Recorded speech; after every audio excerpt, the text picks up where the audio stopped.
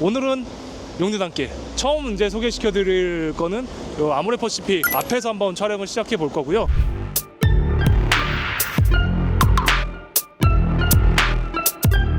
이 안쪽으로 들어가면서 용두단길 시작은 어떻게 됐는지, 투자는 좀 어떠한지, 그리고 앞으로는 어떻게 좀 될 것인지, 이런 것들을 차근차근 한번 풀어보도록 하겠습니다. 가시죠.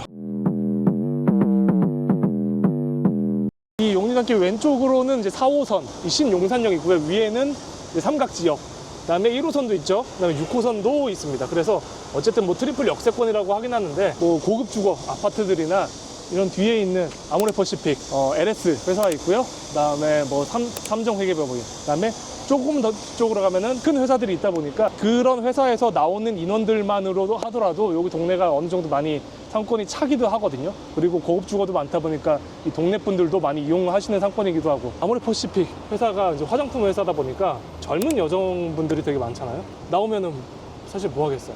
밥 먹고 술 먹고 뭐 이제 하잖아요. 그런 분들을 겨냥해서 이제 좀 분위기 있는 그런 바나 식당들, 그리고 카페들이 많이 있다 보니까 외부에서 오는 인원들까지 플러스로 돼서 지금은 이제 상권이 엄청 많이 괜찮아지고, F&B로 했을 때는 전국에서 거의 가장 비싼 권리금을 자랑하지 않을까 싶은 동네이긴 합니다. 초입은 거의 이제 이 우체국 건물부터 시작을 해서 이 오른쪽으로 이제 들어가면 바로 이제 용리단길 시작이거든요.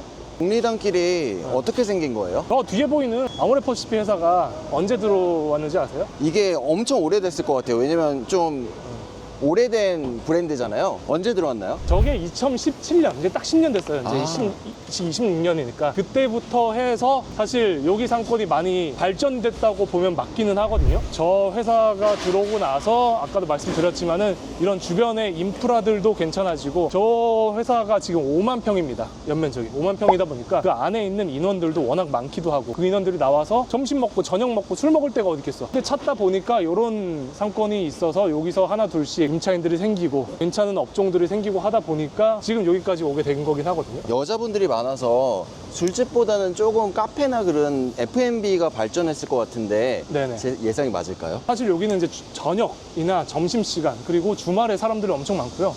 지금은 저희가 평일 낮 오후 3시 정도에 촬영하고 있기 때문에 이 시간에는 어느 상권을 가도 좀 덜하긴 합니다, 사람들이.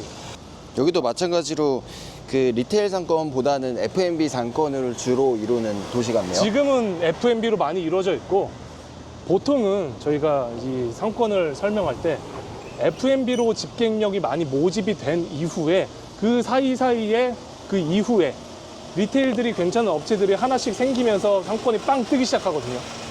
근데 여기는 지금 F&B로 해서 거의 너무 잘 되는 동네고, 여기서 리테일들이 하나 둘씩만 들어온다라고 하면은 뭐 훨씬 더 많은 기회가 있는 그런 동네이긴 하죠. 근데 대표님이 서촌, 북촌 얘기하셨을 때 언덕에 있는 그런 거리는 솔직히 발전하기 힘들다 이렇게 얘기를 맞아요. 하셨던 게 네네. 있는데, 여기 이게 언덕이죠. 좀 힘든데요.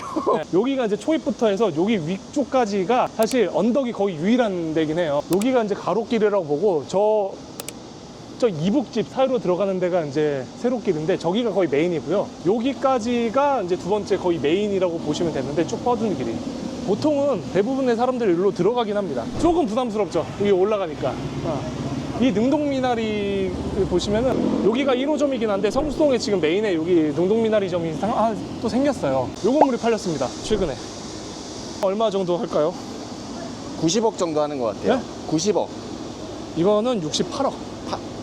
68억에 거래됐고, 제일 비슷했는데요. 좀 비슷한 것 같아요. 이제 조금씩 기회 맞춰가고 있어요. 집원은 한강로 2가 148-3번지, 그다음에 대지 면적은 44평 정도 되고요. 연면적은 40평이 안 됩니다. 그래서 평당 금액으로 치면은 약 1억 5천에 올해 2월에 거래되긴 했습니다. 저녁 되면 사람들이 많기는 해도 이 언덕도 있고 하기 때문에 저는 뭐 엄청 잘 샀나 막 이런 거는 잘 모르겠어요. 승계 조건으로 산 것 같긴 한데, 뭐 어쨌든 올해 팔린 사례라고 보시면 될 것 같아요. 여기 내려가 보시죠.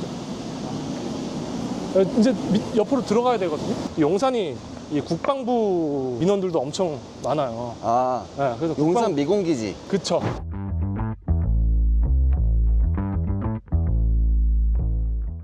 근데 미군 기지는 지금 많이 이제 퇴거를 하고 있고 아직도 이제 퇴거 중이긴 한데 거기에 이제 공원화해서 지금은 이제 용산 어린이 정원이라는 곳인데 되게 크게 해서 어린이들이 많이 이제 가고 가족 단위로 해서 많이 가는 그런 그 공원이죠. 용산 공원은 뭐 워낙 크니까 원근달이라는 카페인데 지금은 이제 성수동에도 있고 되게 유명한 카페이긴 해요. 17년도부터 여기 상권이 많이 시작됐다라고 얘기했잖아요. 18년도인가 19년도에서 저 안쪽이거든요. 한번 잠깐 오시면은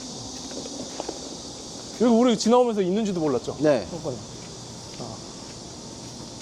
요 건물인데 와, 신기하다. 신기하다. 이게 잘 돼요, 엄청? 엄청 완전 잘 돼요. 구석에 있네. 되게 유명한 지금 베이커리인데 이런 브런치 카페를 되게 이제 견인했다고 볼 수 있는데 그 당시만 해도 토요일 날 왔었던 것 같은데 토요일 날 아침 9시인가 왔는데 한 3시간 웨이팅했어요. 더운 날에. 아직도 기억납니다. 그래서 막 되게 화났던 기억이 있는데 작년이랑 재작년 대비했을 때 이 카드 매출표를 뽑아놓은 신한카드 자료가 있거든요. 그래서 홍대는 좀 줄어들었는데 전국에서 가장 많은 카드 매출 중에서 가장 많은 상승을 탄 게 요 동네입니다. 요 동네가 카드 매출이 가장 많이 늘었다고 하더라고요. 최근 3년간. 지금은 이제 F&B 하는 사장님들이 여기서는 뭐 거의 자리가 없어서 못하고 권리금도 너무 많이 붙어있고 최근에 흑백 요리사에 나왔던 몇몇 분들은 여기서 털을 많이 잡고 계신 분들이 많아요. 권리금이 이렇게 비싼 이유는 뭘까요? 장사가 잘 되니까. 보통은 요 동네에서 성공하면 브랜딩이 됩니다. 프랜차이즈화를 할 수 있는 이제 그런 시험대 같은 동네라고 보시면 돼요. 아, 그 여성분들이 많으니까 그런 먹거리 같은 것들은 좀 까다롭게 좀 선정을 하시잖아요, 남성분보다. 그쵸. 네네네. 근데 여기서 인정을 받았다는 게 결국에는 전체 다 인정받았다고 생각합니다. 뭐 그렇게 볼 수도 있겠죠. 이런 거 보시면은 최근에 이것도 되게 유명한 가게인데 광장시장 무슨 바베큐라고 해서 이거는 종로 쪽에 가면 거의 1호점 있을 거예요. 거기도 웨이팅 막 3시간 막 2시간 하더라고요. 저도 저번에 웨이팅 한번 걸어놨는데 앞에 팀들이 막 500팀인가 600팀 있었어요. 너무 잘 되는 가게라고 보시면 되고 뭔가 진짜 건물들이 다 맛집 느낌이 나요. 성수동 촬영했을 때 생각하면은 뭔가 여기는 좀 덜 정돈된 느낌이긴 하죠. 네, 건물들도 그렇고 이제 신축이 많이 들어서진 않았거든요. 그게 권리금 때문이기도 하겠죠? 그쵸. 명도도 잘 안 되기도 하고 신축하는 것도 좀 힘들고 뭐 그렇게 좀 생각을 해주시면 될 것 같아요. 요 건물 보시면 이것도 최근에 건물 거래가 된 건인데 요거는 얼마일 것 같으세요? 아까 좀 들어왔으니까 네. 좀 싸질 것 같습니다.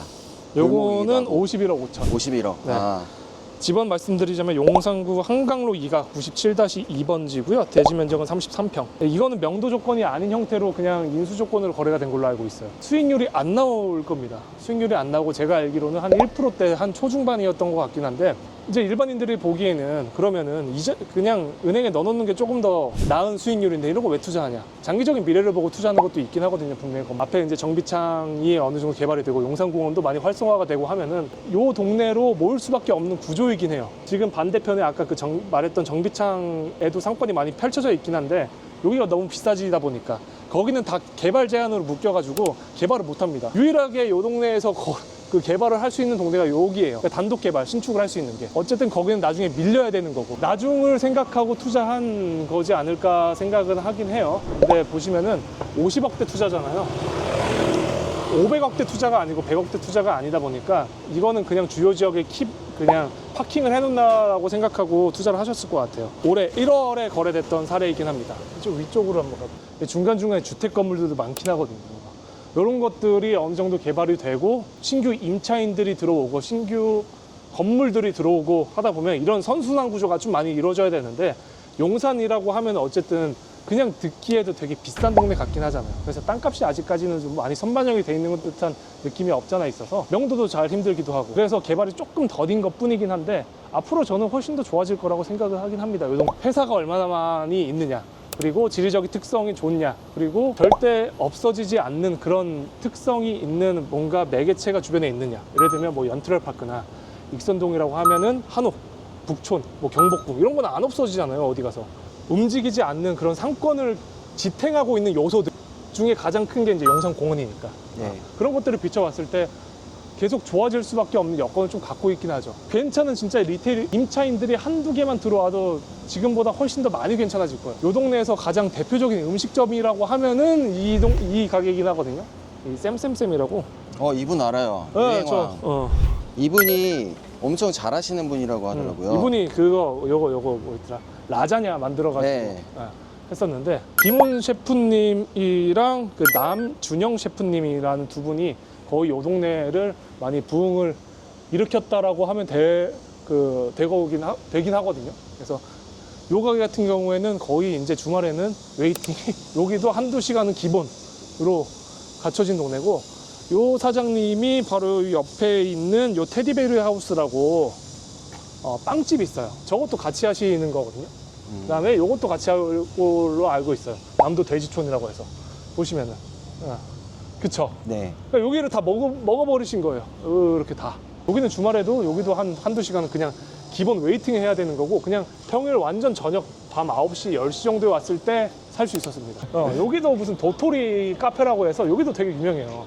요 길까지는 해서 이게 신축 건물이 좀 세워지기는 했거든요. 요 위쪽으로는 이제 사무실 형태로 많이 사용하고 있기는 합니다. 대부분 여기가 지금 상권이 다 1, 2층에 많이 자리 잡고 있기는 해요. 맛집들이 있고 중간중간에 건물들이 좀 개발이 돼서 저렇게 노후화된 건물들 같은 경우 좀 이쁜 막 그런 리테일 상권이 됐으면 하는 그 바람이 되게 크거든요. 여기 신민아 씨가 사는 곳 있어요. 신민아. 요 동네 거의 유일한 연예인 투자인데, 신민아 씨가 주차장을 하세요? 운영을 하는 거는 아닌 것 같아요. 누군가한테 이제 준 거 사용을 하라고 좀 준 거 같은데, 임대료는 어느 정도 받고 있긴 하겠죠. 이거 얼마 것 같아요, 진짜? 여긴 너무 대로변이고 너무 좋은 것 같아서 한 80억 정도 하지 않을까요? 이분이 18년도 1월에 55억 5천 주고 사셨어요. 지금은 가치가 그냥 AI 추정가로만 봤을 때는 170억. 대지 면적이 103평이어서 그래요. 대지가 좀 커요. 이 앞에 있는 것도 최근에 팔리긴 했는데 250억. 이게 가늠이 안 되네. 250억에 올해 이거는 팔렸어요. 올해 팔렸고. 근데 건물이 예쁘네요. 한강로 2가 31 하고 한 필지가 더 있거든요. 30-3번지. 그렇게 해서 148평 정도인 건물입니다. 그래서 1층에는 이렇게 F&B로 넣어놓고 상부층에는 사무실 형태로 좀 사용 중이고요. 너무 좋죠? 근데 이 동네에 비해서 좀 볼륨대가 크긴 해요. 250억은 이 동네는 아직까지는 조금 비싼 볼륨대가 아닌가 싶기는 합니다. 개인적으로. 신기하죠? 이런 낡은 주택 건물들이 있음에도 불구하고 대한민국에서 거의 가장 비싼 권리금 동네라고 하는 게 신기하지 않아요? 네. 가늠이 안 돼요. 이게 복합적으로 다 파악을 해야 되니까 가격도 천차만별이고. 여기가 이제 삼각지 임시 공영 주차장이라고 해서, 그러니까 이번에 생긴 임시 공영 주차장인 거예요. 왜 임시일까요?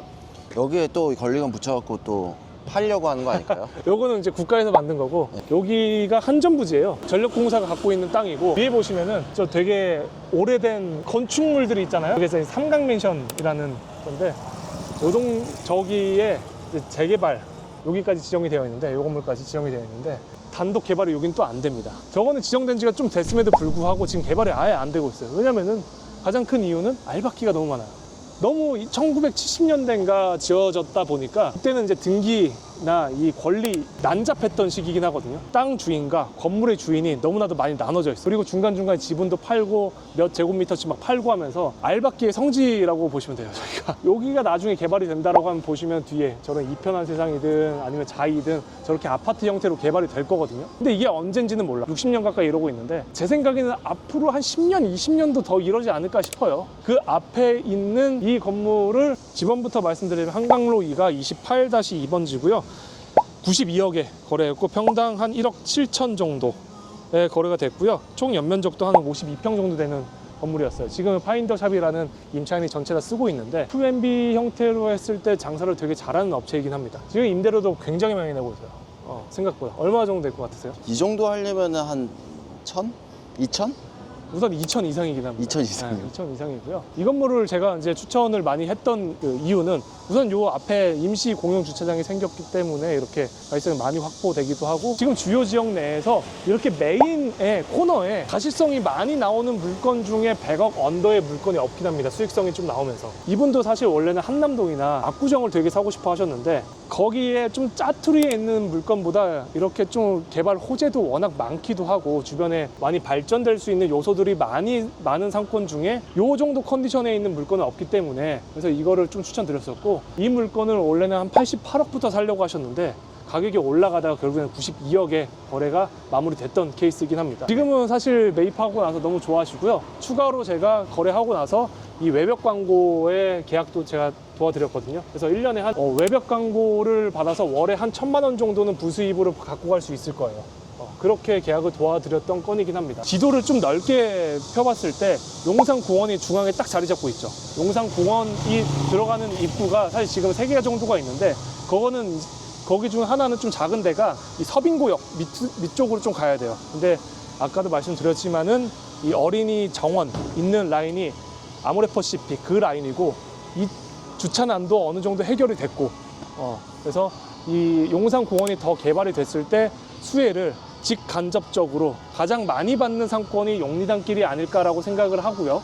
두 번째로는 주변에 고급 주거들도 워낙 많기도 하고 회사들도 많다 보니까 안정적으로 어느 정도의 유동인구는 확보를 하면서 외부에서 지금은 하이브 사옥도 들어왔다 보니까 외국인들도 많이 찾는 상권이 됐어요. 그래서 지금은 F&B로 대부분 많이 차여 있기는 하지만은 앞으로 리테일도 하나씩 들어오면서 되게 많이 발전 가능성이 높은 그런 상권이라고 저는 좀 생각을 많이 하고 있고요. 이 동네에 투자를 원하신다라고 하면은 평당 2억까지 보시면 될 것 같고 매매 금액은 한 100억 언더로 보시면 될 것 같긴 합니다. 이 많이 갖춰진 상권은 아니다 보니까 중간중간에 변수들이 많은 거를 100억 이상 혹은 200억 이상 뭐 이렇게 해서 사는 거는 조금 반대인 것 같고, 이런 형태의 건물처럼 주요의 메인 코너에 가시성이 좀 나오는 물건들을 한 100억 언더 정도에 사는 게 가장 베스트이지 않을까라고 제 개인적인 견해를 마지막으로 한번 좀 밝혀봅니다.